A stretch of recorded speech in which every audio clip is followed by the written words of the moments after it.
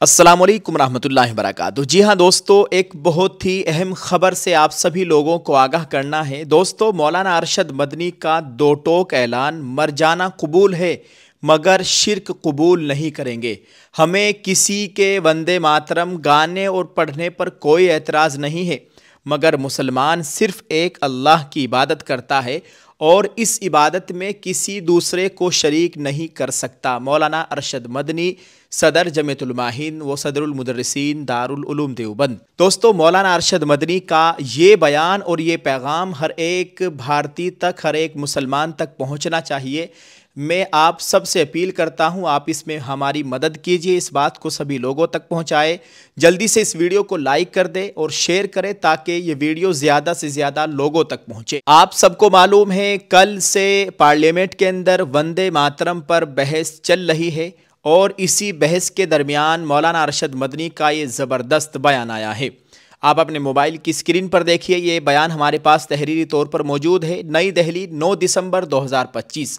آج پارلیمنٹ میں وندے ماترم پر بحث کے پس منظر میں صدر جمعیت علماء مولانا ارشد مدنی نے کہا ہے کہ ہمیں کسی کے وندے ماترم پڑھنے اور گانے پر کوئی اعتراض نہیں، مگر ہم یہ بات ایک بار پھر واضح کر دینا چاہتے ہیں کہ مسلمان ایک اللہ کی عبادت کرتا ہے اور اپنی اس عبادت میں کسی دوسرے کو شریک نہیں کر سکتا۔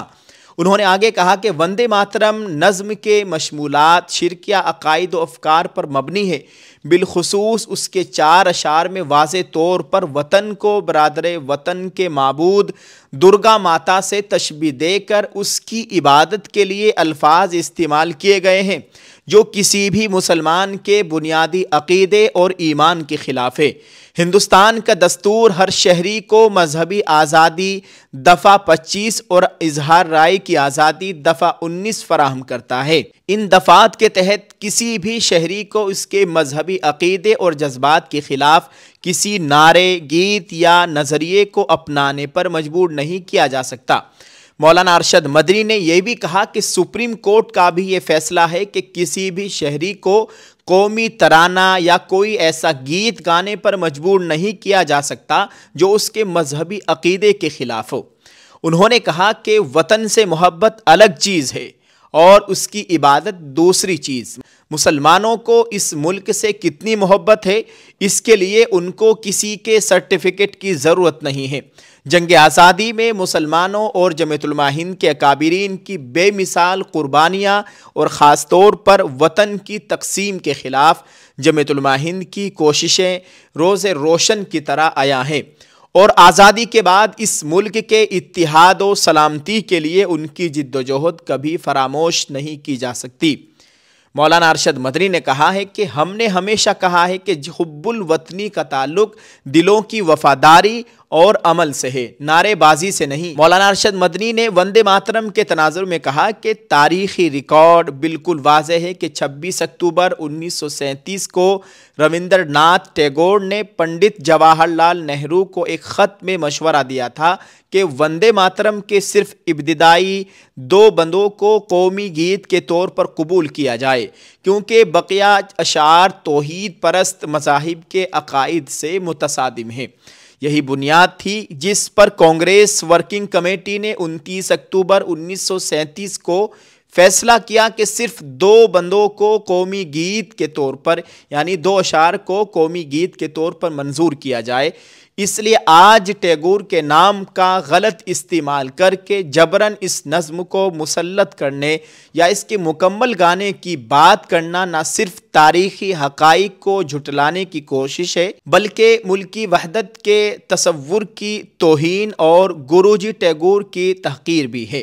یہ بھی قابل افسوس ہے کہ لوگ اس کو تقسیم ہند سے جوڑتے ہیں، جبکہ رابندر ناتھ ٹیگور کا مشورہ قومی وحدت کے لیے تھا۔ مولانا ارشد مدنی نے زور دیا کہ وندے ماترم سے متعلق بحث دراصل مذہبی عقائد کے احترام اور آئینی آزادی کے دائرے میں ہونی چاہیے، نہ کہ سیاسی الزام تراشی کے انداز میں۔ جمعیت علماء ہند تمام قومی رہنماؤں سے اپیل کرتی ہے کہ وہ ایسے حساس مذہبی تاریخی معاملات کو سیاسی فائدے کے لیے استعمال نہ کرے، بلکہ ملک میں باہمی احترام، رواداری اور اتحاد کو فروغ دینے کی اپنی آئینی ذمہ داری پر کاربند رہے۔ वंदे मातरम बंकिम चंद्र चटर्जी के नावल आनंद मठ से एक इक़्तिबास है।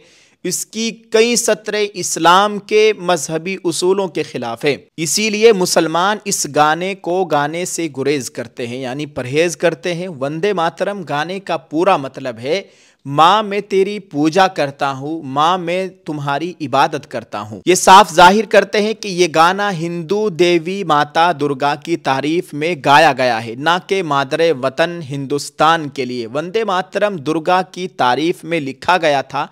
उन्होंने कहा कि इस्लाम तौहीद पर मबनी एक मजहब है जो एक ऐसे अल्लाह ओम और ईश्वर की इबादत करता है जिसका कोई शरीक नहीं है, हमेशा से है और हमेशा रहने वाला है, और हर चीज़ पर इसको कुदरत है।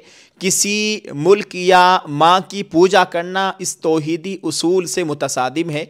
वंदे मातरम गाना माँ के सामने झुकने और उसकी पूजा करने का मुतालबा करता है, जबकि इस्लाम अल्लाह के अलावा किसी के आगे सर झुकाने और किसी की इबादत करने से मना करता है।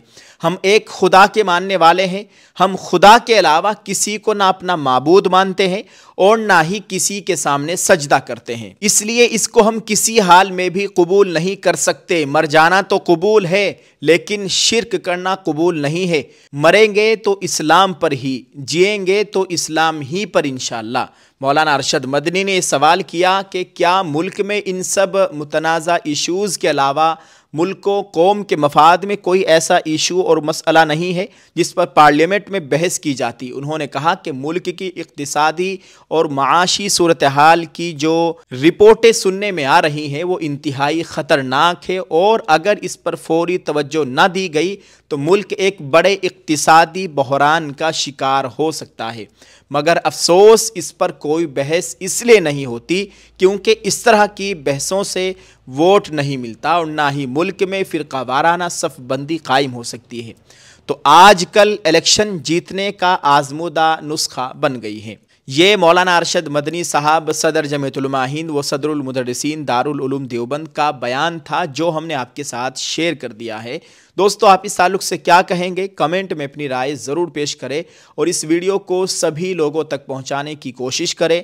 अल्लाह ताला हम सब के ईमान और आमाल की मुकम्मल हिफाजत फरमाए। दोस्तों, दुआ कीजिए अल्लाह ताला हमें आखिरी दम तक, आखिरी सांस तक नबी करीम सल्लल्लाहु अलैहि वसल्लम के लाए हुए दीन पर अमल पैरा होने की तौफीक अता फरमाए। हमें अल्लाह ताला के तमाम अहकामात पर अमल करने की तौफीक अता फरमाए, आमीन। आप सब लोग इस वीडियो को शेयर करें, कमेंट में अपनी राय ज़रूर पेश कीजिएगा। अल्लाह ताला हम सब के ईमान और आमाल की मुकम्मल हिफाजत फरमाए, आमीन। अस्सलामु अलैकुम वरहमतुल्लाहि वबरकातुहू।